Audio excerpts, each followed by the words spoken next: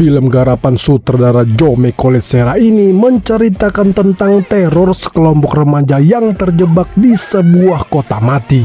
Satu persatu dari mereka mulai diburu oleh dua saudara psikopat untuk dijadikan koleksi patung lilin manusia di museum mereka. Pertanyaannya, apakah masih ada dari mereka yang selamat dari kekejaman kedua saudara psikopat itu? Penasaran kan sama ceritanya? Seperti biasa, ambil cemilan dan bantalnya, posisikan ayangnya, langsung kita gas ke filmnya.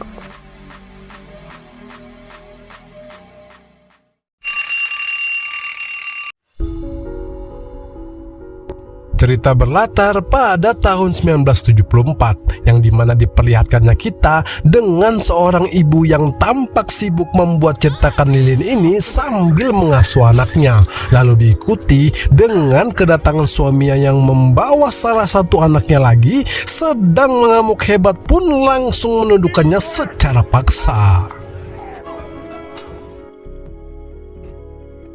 Kini cerita berpindah dengan sekelompok remaja bernama Wade, pacar dari Charlie ini, adik dari Nick dan teman akrabnya bernama Delton. Kemudian yang ini, Black dan pacarnya Peggy sedang menikmati perjalanan menuju ke Baton Rouge, Louisiana untuk menyaksikan pertandingan bola antar kampus mereka. Namun di tengah perjalanan yang masih jauh harus mereka tempuh, Peggy yang tak kuat menahan sakit pinggangnya ini pun mengajak teman-temannya untuk mencari tempat peristirahatan. Hanya bermodalkan GPS, Black membawa mereka ke tempat yang menurutnya jauh dari perhatian orang-orang, sehingga dengan bebas bisa menikmati istirahat malam ini. Lalu mereka pun mulai mempersiapkan perbekalan untuk meramaikan suasana. Namun baru saja ingin menikmati kebersamaan mereka, diikuti angin kencang yang menghembuskan bau tak sedap. Menyadari hal itu, Black yang tak mau merusak suasana pun langsung meminta mereka untuk tak mempermasalahkannya dan kembali melanjutkan keseruan mereka.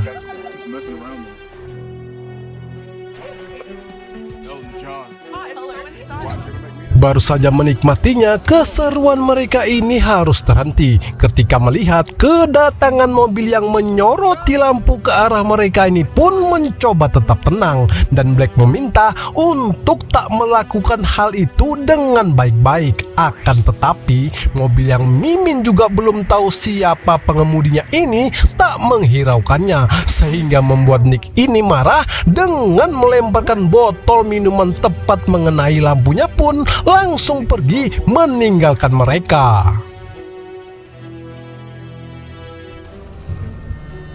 Saat mereka tertidur pulas, tak ada yang menyadari kedatangan seseorang ini kecuali Charlie yang tiba-tiba saja terbangun pun langsung membangunkan Wade yang mengantuk berat ini tak memperdulikannya, sehingga mau tak mau Charlie memberanikan diri untuk memastikan semuanya baik-baik saja. Lalu dikagetkan dengan kedatangan Wade yang langsung mengajak Charlie agar kembali melanjutkan adegan mencari ikan di dalam kolam.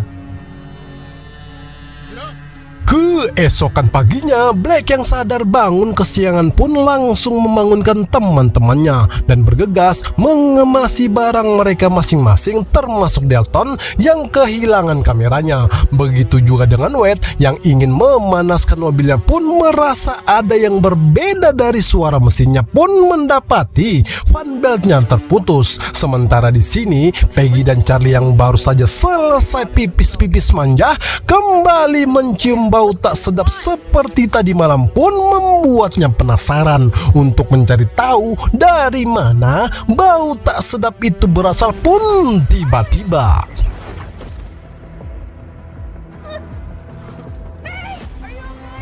betapa histerisnya Charlie saat tubuh mulusnya ini jatuh tepat di atas tumpukan bangkai hewan pun langsung memanggil teman-temannya, dan yang semakin membuatnya ketakutan saat melihat tangan seseorang.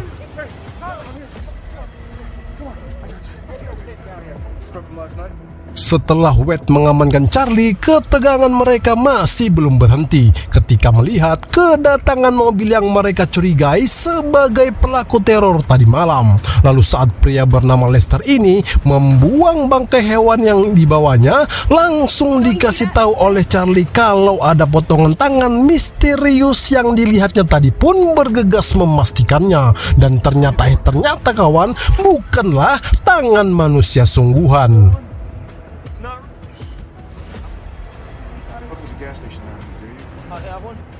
Di sini, Wade menanyakan kepada Lester lokasi bengkel terdekat untuk mencari fan belt mobil yang rusak pun memberitahukan kalau ada kota kecil yang tak jauh dari sini bernama Ambrose, dan satu-satunya pemilik bengkel di sana bernama Bo yang pastinya memiliki suku cadang tersebut. Mendengar hal itu, Black yang menyarankan agar mencarinya. Setelah sampai di kota tujuan utama mereka pun Wade menolaknya karena khawatir jika meninggalkan mobilnya di tengah hutan ini, orang misterius yang merusak mobilnya tadi malam bisa saja kembali dan berbuat hal yang lebih parah lagi. Mendengar hal itu, Lester yang dengan senang hati menawarkan tumpangan kepada Wade ini pun langsung menyepakatinya.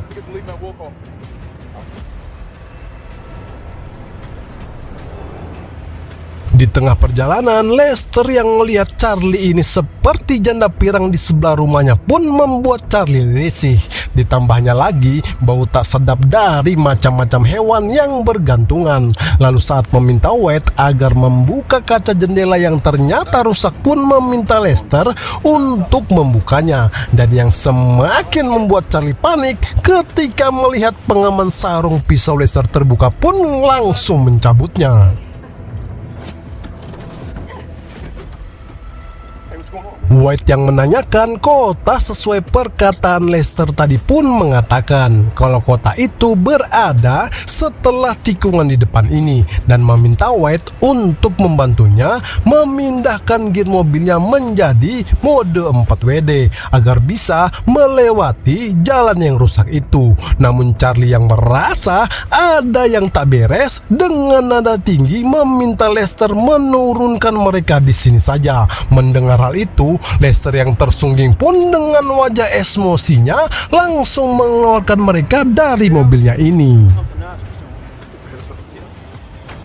Tak ingin melanjutkan perdebatan, Wade dan Charlie yang bergegas meninggalkan Lester pun terus memperhatikan mereka dari kejauhan, yang seolah memberikan kita tandakan kawan kalau kedua sejoli ini masuk dalam perangkapnya. Sementara di sini, Black dan yang lainnya berada di tengah kemacetan pun sepakat untuk kembali mendatangi Wade dan Charlie yang saat ini masih mencari keberadaan pom bensin milik Bo itu.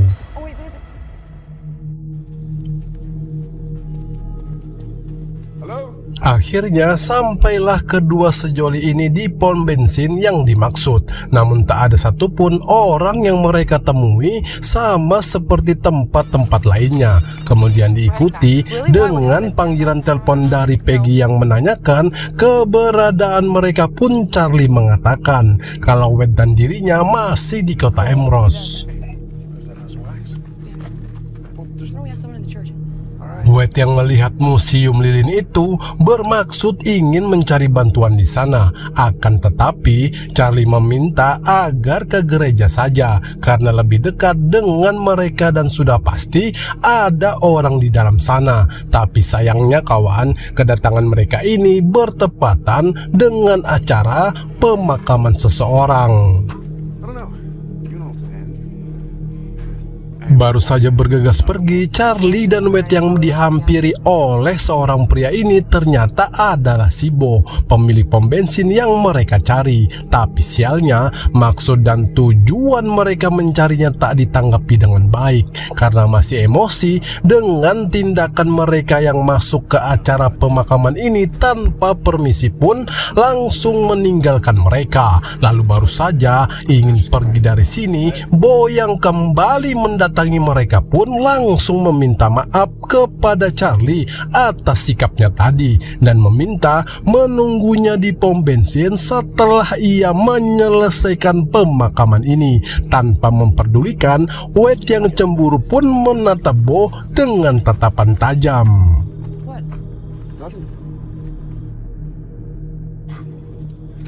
Merasa menunggu Bo yang cukup lama untuk menyelesaikan pemakaman itu, Wade mengajak Charlie untuk melihat-lihat rumah lilin ini. Namun karena keadaan yang sepi, Charlie sempat melarangnya masuk, tapi tetap saja Wade melakukannya. Lalu saat berada di dalam, mereka yang takjub dengan patung-patung lilin ini betul-betul terlihat nyata seperti manusia sungguhan, termasuk Doggy yang didatangi oleh Wade ini pun membuatnya terkenyut dengan keasliannya. Di sini Charlie memberitahu Wade nama seniman yang membuat semua ini adalah Trudy dan suaminya Dr. Sinclair. Lalu saat melihat ke sisi lainnya, Charlie mendapati nama yang sama di beberapa patung lilin ini membuatnya bertanya-tanya siapakah Vincent itu sebenarnya, pun seketika terkenyut setelah melihat seseorang yang memperhatikan mereka. Mengetahui hal itu, Wade yang langsung memastikan meninggalkan Charlie seorang diri pun tiba-tiba merasa ada yang aneh dengan patung-patung lilin ini dan terus mencari tahu dari mana sosok misterius yang dilihatnya tadi masuk ke arah dapur ini. Kemudian dikagetkan oleh Wade yang mengerjainya pun sampai lari terbirit-birit ketakutan.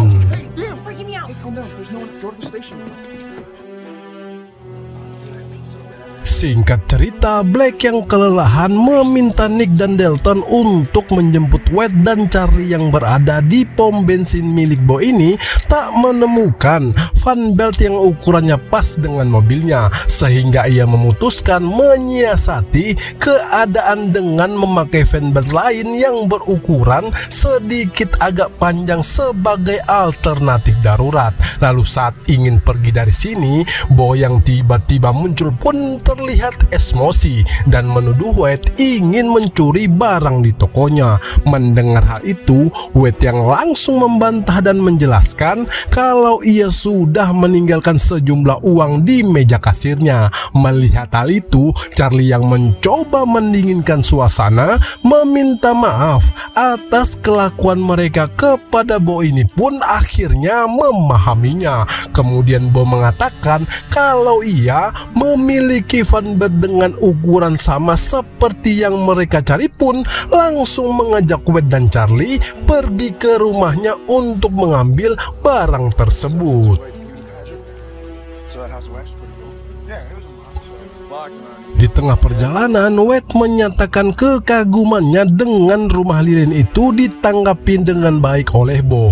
Lalu Charlie yang juga menanyakan tentang siapa Vincent itu pun Bo mengatakan kalau ia salah satu anaknya Trudy, sang seniman lilin yang tewas karena memiliki tumor di otaknya. Sementara suaminya yang bernama Dr. Sinclair harus mengakhiri hidupnya sendiri karena tak bisa menyelamatkan hidup istrinya itu. Lalu sesampainya mereka, Bo yang menawarkan tumpangan untuk mengantarkan mereka pun meminta Charlie agar menunggunya di dalam mobil. Sementara Wade yang sedari tadi kelebet kencing pun dibawa oleh Bo masuk ke dalam rumahnya.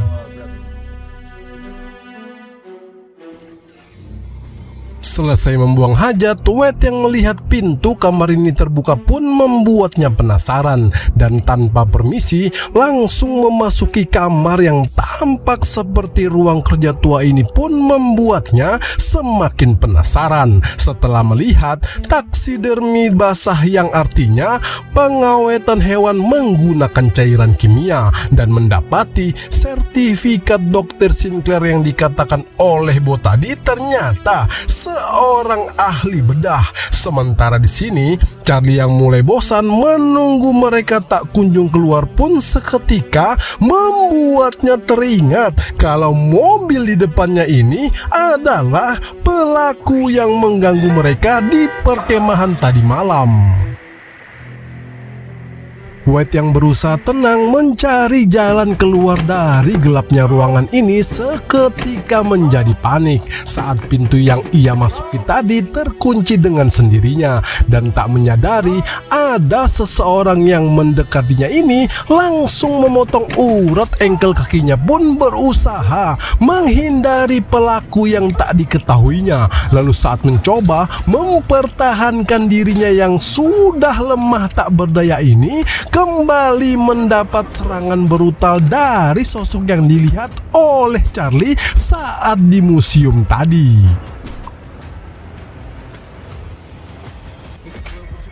Di tengah kepanikannya, Charlie yang langsung menelpon Peggy ini pun tak sempat mengangkatnya. Dan sialnya lagi kawan, belum sempat Charlie mengirimkan pesan suara, diikuti kedatangan Bo yang tak melihatnya bersama Wade ini membuat Charlie semakin curiga dan langsung mengunci dirinya di dalam mobil milik Bo yang seolah-olah tak tahu apa yang sudah terjadi dengan Wade di dalam sana. Lalu saat Charlie memberitahukan kalau dialah orang yang mengganggu mereka tadi malam pun langsung terlihat siapa dia sebenarnya.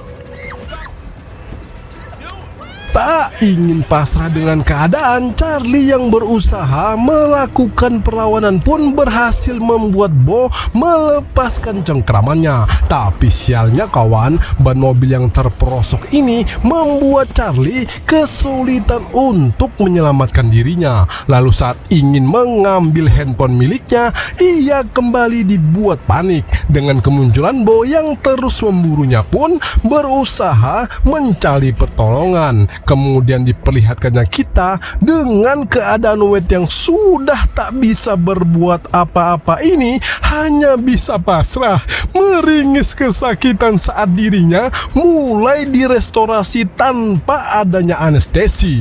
Dan yang semakin membuat kita geleng-geleng kepala kawan, kalau Wade ternyata sedang dipersiapkan untuk dijadikan patung lilin sama seperti para korban sebelumnya yang bernasib tragis di tempat mengerikan ini. Kembali lagi dengan Charlie yang terus mencari pertolongan seketika terkenyut saat lampu-lampu di kota kecil ini menyorotinya pun berusaha tetap tenang. Lalu saat melihat gereja yang menjadi satu-satunya tempat ia mengharapkan pertolongan pun tak bisa berkata-kata ketika mengetahui semua orang-orang yang dilihatnya ini ternyata hanyalah manusia patung dari korban sebelumnya, termasuk Trudy yang berada di dalam peti kayu ini. Kemudian diikuti kedatangan Bo yang mencari keberadaan Charlie, tak mendapatinya di setiap sudut gereja ini pun bermaksud ingin mencarinya di tempat lain. Akan tetapi Bo yang paham betul tempat ini pun menemukan Charlie yang berusaha menghindarinya sebisa mungkin. Dari terbirit-birit ketakutan dan harus pasrah ketika Bo berhasil mendapatkannya. Singkat cerita, di tengah perjalanan mereka, Nick mulai bertanya-tanya dengan lokasi yang dituju tak ada di GPS pun tetap melanjutkan perjalanan. Hingga akhirnya sampailah mereka di tempat Lester menurunkan Wade dan Charlie yang saat ini dibawa oleh Bo ke dalam bengkel miliknya. Kemudian diikuti kedatangan Delton yang mencari keberadaan mereka pun membuat Bo panik bukan kepalang mengetahuinya, sehingga ia pun mengancam akan menghabisi Charlie jika sedikit pun berani mengeluarkan suara, dan tanpa basa-basi lagi memberikan lipstik lem Korea untuk membungkam untungnya agar tak diketahui oleh Nick dan Delton yang kini berpencar mencari keberadaan mereka. setelah cukup jauh berjalan, Dalton yang melihat rumah lilin itu pun langsung mendatanginya. Lalu sesampainya ia di dalam, Dalton yang sempat kagum dengan kerajinan tangan ini seketika terkenyut saat melihat Wade yang sudah menjadi patung ini pun hanya bisa pasrah ketika ketidaktahuan Dalton ini mengelupasi kulitnya pun tiba-tiba. Meski berusaha melakukan perlawanan, Dalton yang kurang kompeten di bidang pertahanan diri pun dengan mudah sosok bertopeng ini menghadapinya dan hanya bisa pasrah ketika sosok bertopeng ini mengeksekusinya. Hey, I'm looking for my sister. Kita kembali lagi dengan Bo yang terkenyut melihat kedatangan Nick ini pun langsung menanyakan keberadaan Charlie yang mendengar suara kakaknya itu berusaha melepaskan ikatan di tangannya ini akhirnya berhasil dan sempat terdengar samar suara Charlie yang memanggil Nick ini langsung dialihkan oleh Bo. Kalau itu suara doginya pun berusaha melindungi pergerakan Charlie yang menggunakan tangan untuk memberikan isyarat ini harus rela kehilangan separuh jarinya. Lalu saat Nick diarahkan oleh Bo untuk mencari Charlie yang berhasil membuka mulutnya pun langsung berteriak sampai terdengar oleh Nick yang nyaris saja menjadi korban. Dengan kelincahannya, Nick berhasil mengunci Bo yang semakin emosi ini berusaha masuk ke dalam pun tak membuahkan hasil. Lalu Nick yang sudah memastikan keamanannya di dalam bengkel ini langsung mendatangi Charlie yang kondisinya sudah lemah tak berdaya pun perlahan melepaskan lakban di tangan dan kakinya.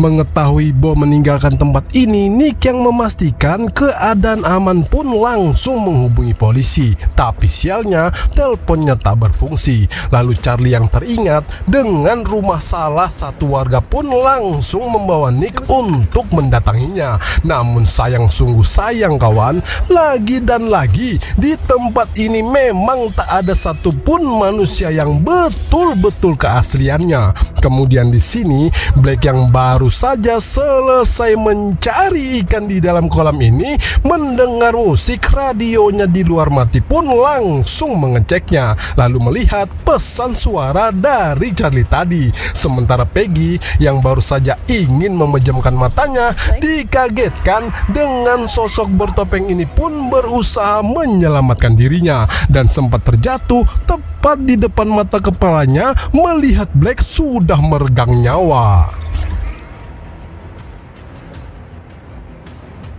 Peggy yang ketakutan sekaligus bingung kemana mencari pertolongan di tengah gelapnya hutan ini pun akhirnya menemukan gudang untuk ia jadikan tempat persembunyian dan berharap sosok bertopeng tadi tak menemukannya. Tapi ternyata kawan, lampu yang seketika hidup ini membuat Peggy dan kita semua berpikir dengan semua banyaknya barang di tempat ini pasti milik dari korban sebelumnya, sehingga bisa kita pastikan ya kawan, kalau Bo dan manusia bertopeng itu sudah terlalu lama melancarkan aksi yang sama ia lakukan kepada Peggy ini pun tiba-tiba.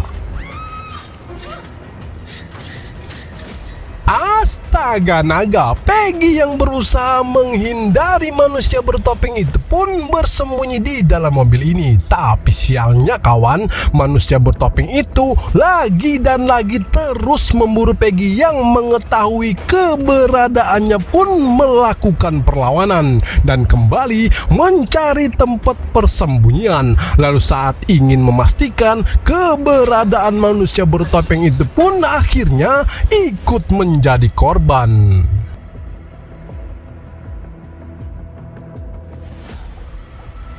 Singkat cerita, Nick dengan amarahnya memutuskan untuk melakukan perlawanan dengan senjata yang diambilnya dari tempat ini pun dikagetkan dengan kedatangan Bo yang nyaris saja Charlie terkena tembakannya. Lalu mereka yang masuk ke dalam bioskop ini terus diburu oleh Bo yang kini semakin menggila.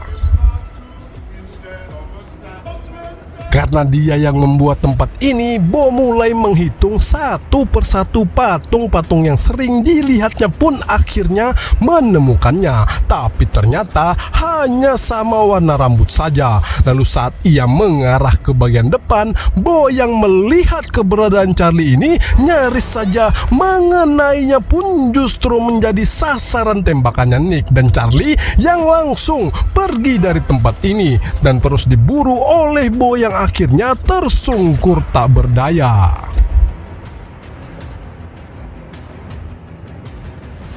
Di sini Charlie yang ingin mengambil handphone miliknya pun tak menemukannya. Lalu mereka yang tak tahu kalau Wade sudah tewas itu pun bermaksud ingin menjemputnya. Meski sempat ada keraguan di hatinya Charlie kalau mereka akan berhasil pun diyakinkan oleh Nick ini langsung membawanya masuk ke dalam rumah kematian ini.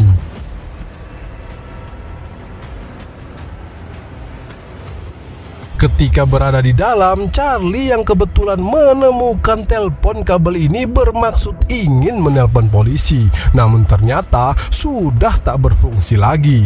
Lalu saat mereka semakin jauh masuk ke dalam rumah ini, Charlie yang menemukan pistol ini pun langsung memanggil Nick untuk mengambilnya. Dan ternyata tak bisa membukanya, sehingga mereka berbagi tugas untuk mencari kunci penyimpanan pistol itu pun justru membuat kita mengetahui kalau Dr. Sinclair yang sempat diceritakan oleh Bo kepada Charlie adalah ayahnya sendiri yang sudah nekat melakukan operasi pemisahan tubuh kepada Bo dan adiknya yang ternyata manusia bertopeng itu bernama Vincent. Sehingga sudah jelas ya kawan, di pikiran kita dengan adegan di awal film tadi, si anak yang agresif ini adalah Bo dan yang terlihat tenang adalah Vincent.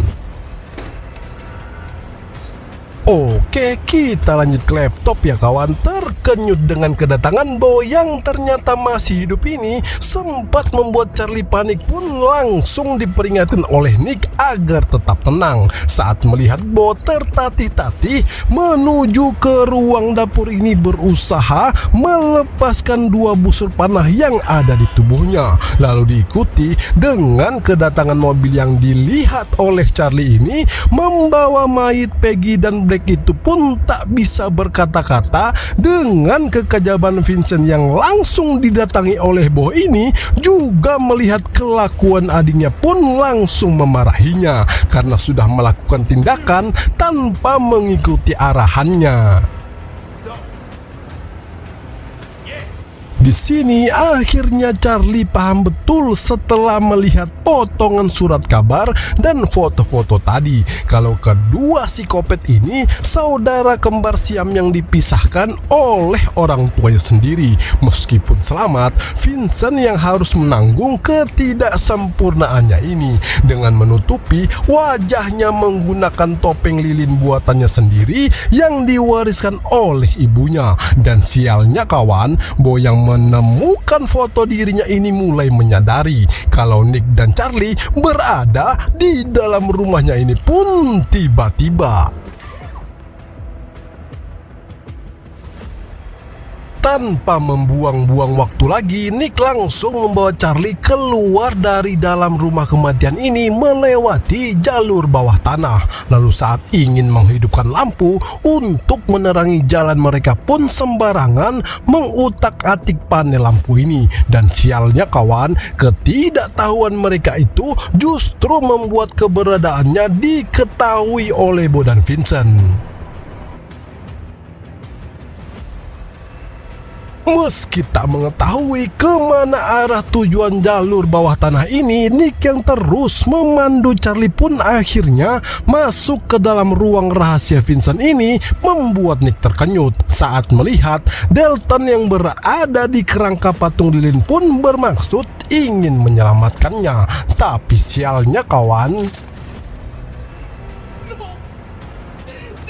belum sempat menghabiskan kesedihannya, Nick yang melihat kedatangan Vincent pun langsung menghadapinya. Begitu juga dengan Charlie yang berusaha membantu ini tak bisa berbuat banyak. Tapi untung saja kawan, Nick yang dengan kelincahannya langsung membawa Charlie bergegas meninggalkan tempat ini. Dan cerdasnya Nick ini kawan, ia langsung menumpahkan satu tungku cairan lilin yang membuat Vincent kesulitan mengejar mereka.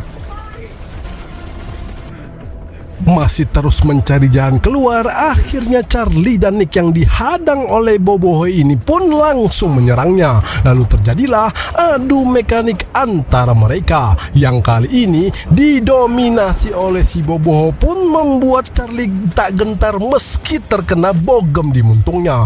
Melihat hal itu, Nick yang tak pernah rela adiknya disakiti pun terus melakukan perlawanan di tengah kobaran api yang mulai melelehkan megahnya rumah lilin ini.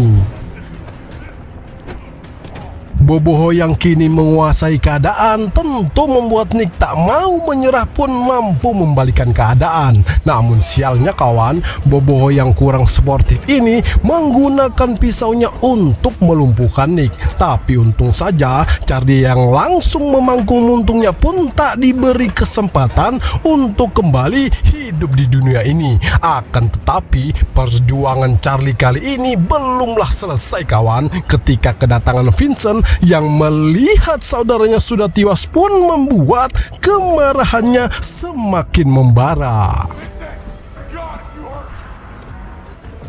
Di tengah kepanikannya yang kini diburu oleh Vincent, Charlie yang terpojok di kamar ini mulai berpikir untuk menahan pintu pun nyaris terkena pisau dapurnya Vincent yang membelah pintu kamar ini. Sementara Nick yang meskipun tertatih-tatih menaiki tangga ini demi menyelamatkan adiknya yang sudah berhadapan dengan Vincent pun hanya bisa memohon untuk tak menghabisinya. Tapi tetap saja Vincent yang kembali memburunya pun bertepatan dengan kedatangan Nick ini berhasil menyelamatkan Charlie.